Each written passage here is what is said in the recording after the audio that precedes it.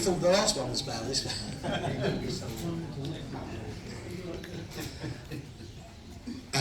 Working with John was not like working with your normal Hollywood director. John was pretty much down to earth. He was one of the boys, I would say, literally just one of the boys. He was the director, and everybody had respect for him.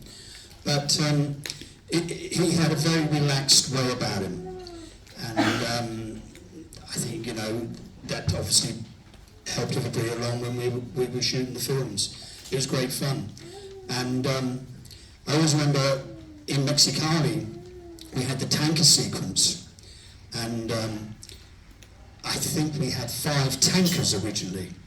But up in Mexicali with the narrow roads and getting the tankers back to number 1, our first day or two took so long. We were probably 3 days behind schedule.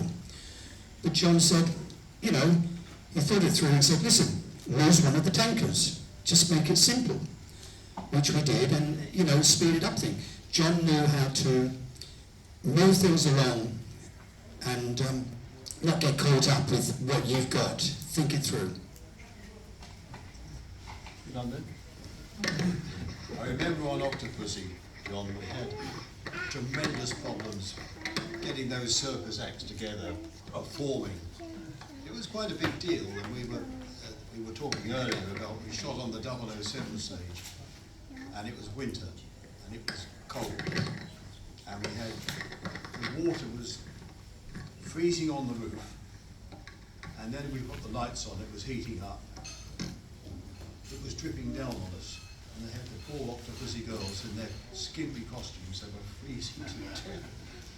And it was hard work for everybody, wasn't it? I mean, it was a struggle, and we had and yet an alternative on the Nene Valley Railway, when you were working on the train, with all the hot coals coming out of the funnel as you went along, burnt holes in your clothing. So one extreme to the other, wasn't it? And it took me forever sometimes to put that circus act together, and John be sitting in the chairs, come on, he says, cheering me up all the time. But yeah, God, I mean, I can't remember. Well, we went out to San Francisco on the, what was it, the truck, View to a Kill. View to a Kill. We went out, I remember, on the recce. About 5 of us, wasn't there? You, Peter, Monk, myself. And we were standing at the Golden Gate Bridge, looking and talking about the setting up the shop. And an airship came down the river. You remember that? Mm. And I don't. It was advertising something, and I can't remember what. Fujifilm. Oh, it was Fujifilm, wasn't it? Yeah. Big Fuji logo. So it was a Sunday, and Tom Plisner, who was the associate producer on the film, John said, God, it'd be nice to shoot this, we could use this. There's the Golden Gate Bridge and the airship coming down. Yeah. And Tom went somehow, he got a camera from the camera house. We got a camera house open, and we stood there with a camera, and I stood focus, and I haven't done focus in my life. But didn't have much to focus on, an airship and the Golden Gate Bridge, and it was. And we got, and I think that was in the film. Absolutely. It was one of those essential shots, you know. It was, but fortunately the sun was behind the airship, so you couldn't see the logo, you couldn't see Fuji film written all over it, because it was like a silhouette. And it was an essential film, well, it was good for the film. Essential cut in the sequence, because everything was there. Yeah.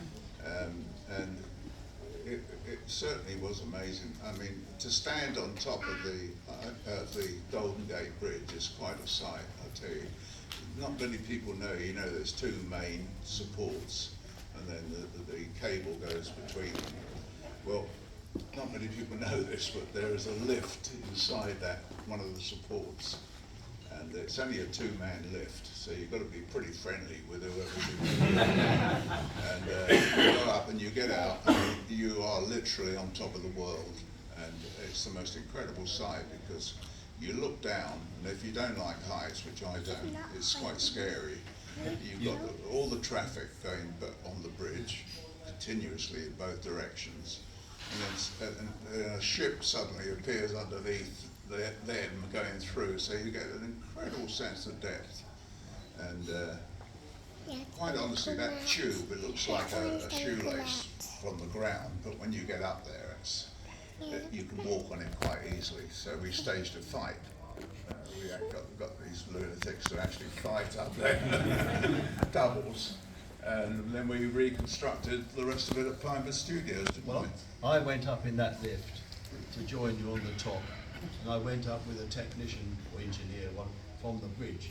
It turns out they had quite a big gun. And you're standing in a tiny. I was pressed up against this bloody guy with this big gun in the stomach. But John, you got out and crawled out on the girders. Well, we set up a Mr. Vision camera about 100 feet down the main cable. He was, because those girders up there are what, 4 feet across. They're pretty enormous. An experience. Brilliant. Right, thank you, gentlemen. All right. Thank you, Glen.